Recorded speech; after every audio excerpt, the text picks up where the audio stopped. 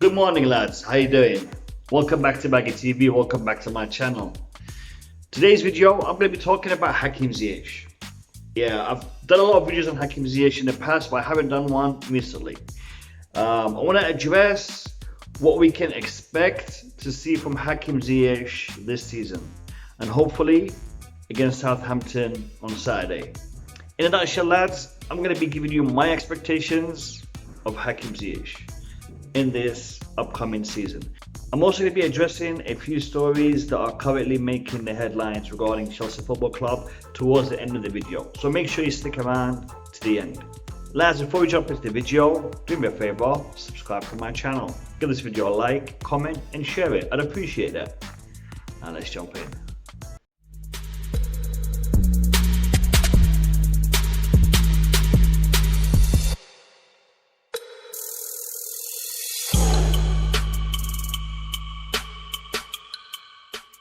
Now lads, before we get into the main topic of this video, I want to ask you a question. Do you guys want me to start up the Q&A series again? For those of you new to the channel, I used to have a Q&A episode that I'd make every week, Q&A Sunday. So I want to know if you guys want me to do that again. I mean, there's different formats that we experiment with in the past, and I could choose one or I can choose multiple different formats, but I want to know if you guys want me to start it up again, and if you do, let me know in the comments below so I can reevaluate the Q&A series moving forward. Now, talking about HAKIM ZIYECH, lads, before I get into the expectations of HAKIM ZIYECH and what he will be providing us hopefully this season, I want to talk a little bit about his background, lads. I want to put his background into context, and then we'll talk about what we should expect from him on the pitch. Lads, HAKIM ZIYECH is from a very poor background. HAKIM ZIYECH had a lot of problems growing up. HAKIM ZIYECH is one of several brothers, okay, who, if it wasn't for the guidance of their mother and the discipline imposed by their mother, by HAKIM ZIYECH's mom, HAKIM ZIYECH would have gone down a path that would have led probably to prison.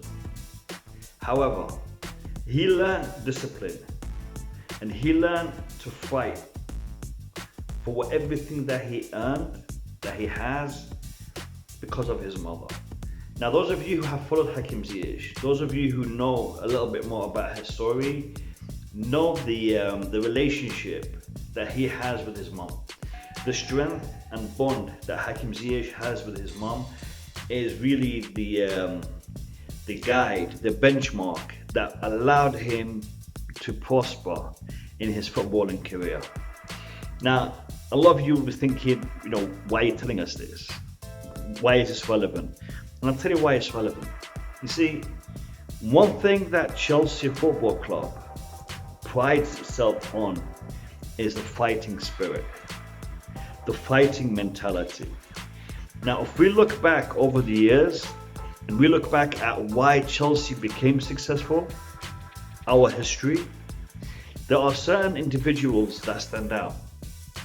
Now, I'm going to be talking about Chelsea from when I started following them, from when I became a fan. I mean, there's probably names I'm not going to be mentioning that are just as good who have done just as much, but they're probably before my time. Now, let's talk about a player called Dennis Wise. Let's talk about a player called John Terry. Let's talk about a player called Desai, Makelele, LaBeouf. Okay, let's talk about Di Matteo. Let's talk about Ida Gudjohnsen.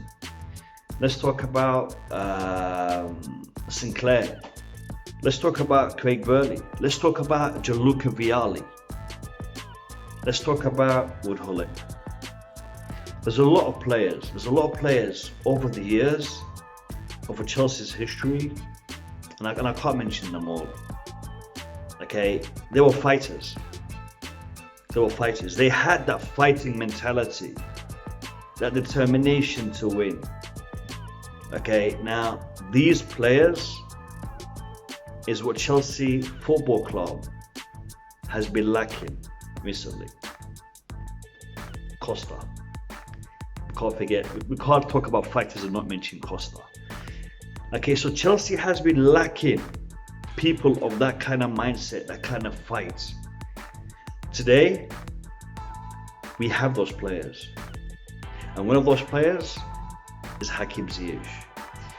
The reason why I talked about the way he was brought up is because I want you guys to understand, on top of the skill that he has, the magic that he's going to bring onto that pitch, HAKIM ZIYECH brings a fight. He has a fight in his belly, lads. HAKIM ZIYECH is a fighter because he was brought up that way. His life was a struggle. His life was a fight. You know, HAKIM ZIYECH didn't have the physique, the physical attributes that were required of him to be successful at the top level of football. But he worked on that. He improved on that. And you know, there's still those people out there like what's his name, Pulis and others who still think HAKIM ZIYECH doesn't have the physique that is required to make it in the Premier League. But that's why he's going to prove them wrong. And that's why I expect great things from HAKIM ZIYECH. Not only in regards to what he's going to bring us onto the pitch with that majestic left foot of his, and his vision and his passing and his creative instincts and his scoring attributes. And it's not because of just that, it's because of the fight that he has. So my expectations of HAKIM ZIYECH are very high. I believe that HAKIM ZIYECH will prosper greatly at Chelsea and will show Chelsea what it's like to fight again and reignite the memories of all of those guys who I mentioned and some who I forgot to mention. Okay, and we'll start to see that fight back into the team.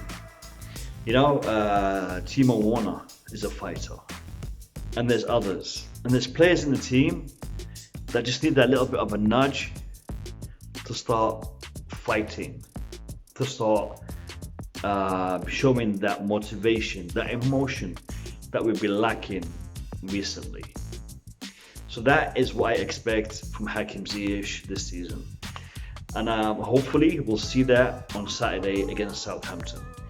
Now, there is an issue that I want to talk a little bit about. And this issue has been mentioned a few times in the comment sections of my videos. Most notably by the subscriber Mikhail. Mikhail has talked a lot about the fitness issues, the injury issues, and why Chelsea needs to address these. And he's posed a few questions every now and then in my Q&As in the past. And he always talks about it in the comments. And to be honest, I appreciate that feedback because it's important, lads. It's important for us to understand that we do have an issue when it comes to fitness. And that issue is, in my opinion, is an artificial one. I know it's a bit controversial. Why am I saying artificial? I mean, they're either injured or they're not injured. No, lads. We seem to be putting our players in bubble wrap. We like to wrap them in cotton wool. Okay, they have to be 100% fit before they step onto that pitch. Most of the time. And lads, let's be honest, that's not what sport is all about. That's not what football is all about. Lads, blood, sweat and tears. You heard the expression, blood, sweat and tears. What does that mean? It means passion. It means the fight. It means the will, the energy to push through that pain barrier, to get in there, getting stuck in there. And we seem to be, I don't know, falling away from that, going away from that. And And to be honest, I don't think players are injured more today than they were in the past.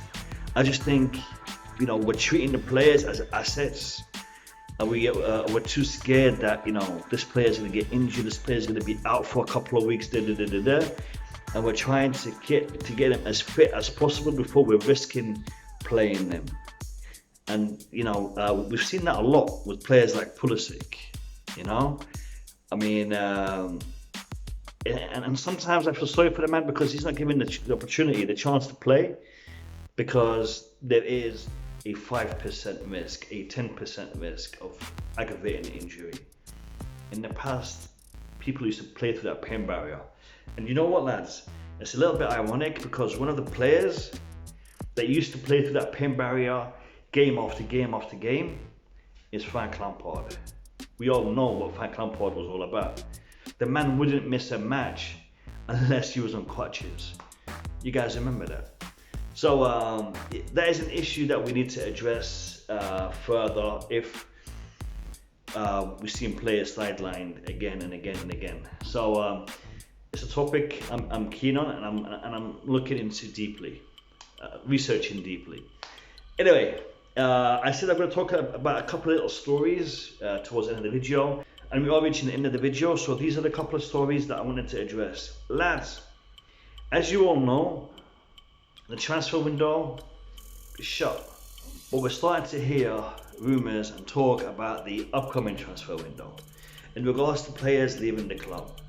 You see, lads, we have a big squad. And there is 2 players that are currently being talked about in the media as potentially leaving the club in January. One of those players was supposed to leave in this window, for TOMORI. But for differences of opinion, for different articles, people are saying different things. Either he wants to stay and fight for his place, he doesn't want to go out on loan. The right deal wasn't struck with the right clubs, etc., etc. For TOMORI is likely to be loaned out in January, lads. Depending on what's going to happen, it's very likely that TOMORI is one of those players that is going to be transferred out, as we reported by a lot of different sources. Now, the second player that is also going to be going out is Billy Gilmore. Lads, we all know Billy Gilmore's got a knee injury, and that injury he's recovering from it. The lad is putting in the work, and it looks like towards the end of this year, he will be fit to play again. Now, the talk is that he'll be loaned out in January to give him the opportunity to get those minutes under his belt, to fully recuperate his energy from the injury. And one story that seems to be complementing this aspect is the fact that Jorginho has been offered an extension, a new contract, and that complements that story. So if Jorginho is going to stay, with Kovacic, Kante being there in the pivot kind of role, Mason Mount also probably joining them, it does look like Gilmore will be loaned out, and he could benefit from being loaned out for the remainder of the season, starting in January. Lads, that is it for today's video. I hope you guys have enjoyed it, and please, below in the comments, let me know if you guys want me to start up the Q&A series again, and what recommendations you guys have for that series. I'd love to hear your feedback on that in the comments below. Thanks for watching my video. Hope you guys have a great day. Stay safe, and I'll catch you in my next one. Peace out.